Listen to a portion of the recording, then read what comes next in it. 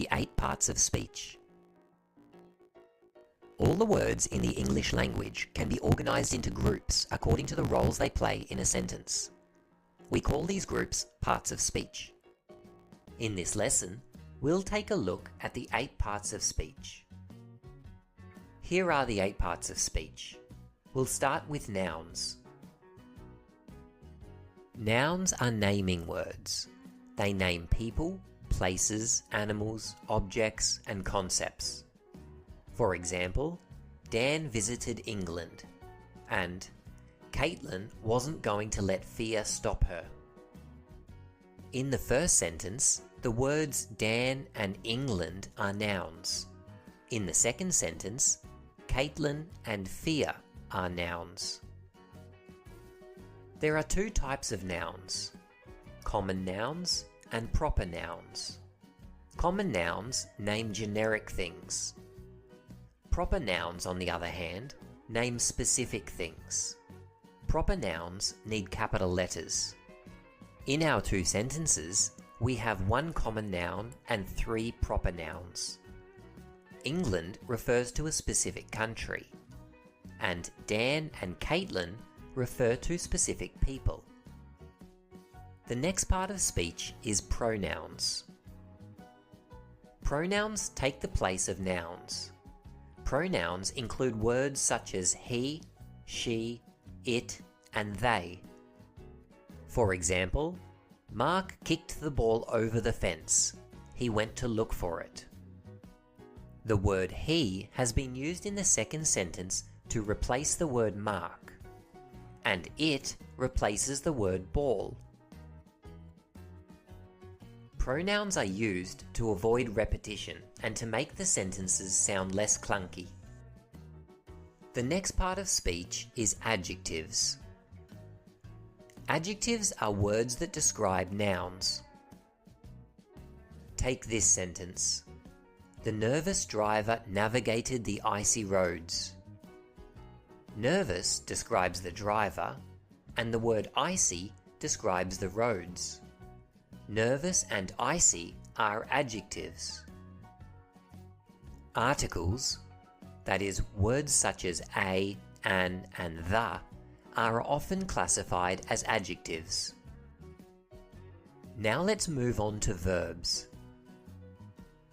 Verbs describe actions and can be generally categorized into one of the following groups: action verbs such as climb, reach, and follow; speaking verbs like shout, mumble, and whisper; thinking or feeling verbs like love, wish, and remember; and linking verbs, also known as relating verbs, such as is, am, and are. Linking verbs don't express an action, rather they link a noun to a state of being. For example, she is happy, or they are friendly. Next up are adverbs. Whereas adjectives describe nouns, adverbs provide more information about verbs. There are different types of adverbs. Here are a few. Adverbs of place describe where an action takes place. For example, she looked everywhere for her glasses. Adverbs of manner describe how an action happens. For example, he drove slowly down the road. Adverbs of degree describe the intensity or extent to which something happens. For example, I really love cooking. Adverbs of frequency describe how often an action happens. An example, the children argued often. Note that as well as describing verbs, adverbs can describe adjectives and they can describe other adverbs. Here is an example of each. Dale is very clever. The adverb very gives more information about the adjective clever. The movie starts fairly soon. The adverb fairly gives more information about the adverb soon. Now for prepositions. Prepositions are positioning words. They position actions and objects in terms of direction, location, time, and space. Here are some examples. We walk from the shops to the bus. The dog sleeps in her kennel. I had coffee before class. Dad put a cover over the car. From, to, in, before, and over are prepositions. The next part of speech is conjunctions. Conjunctions act like glue in a sentence. They join parts of sentences together. There are different types of conjunctions.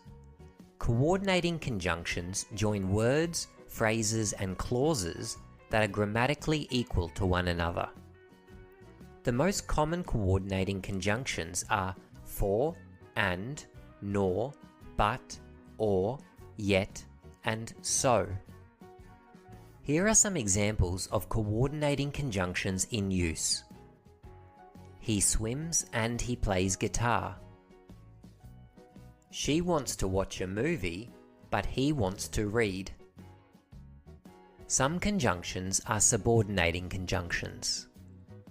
Whereas coordinating conjunctions join parts of sentences that are grammatically equal, subordinating conjunctions join dependent clauses to independent clauses. Dependent clauses cannot stand alone. They depend on an independent clause. Some examples of subordinating conjunctions are although, whenever, unless, because, and whereas. Here are two sentences that use subordinating conjunctions. I took an umbrella with me because it looked like it would rain. Although it was late, he decided to watch a movie. Finally, we have interjections. Interjections express emotions such as annoyance, relief, pain, or surprise. Interjections usually stand alone and are independent from other parts of speech. Some examples of interjections include, ouch, that hurt. Oh, I don't really know.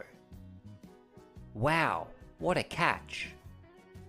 Ouch, oh, and wow are examples of interjections.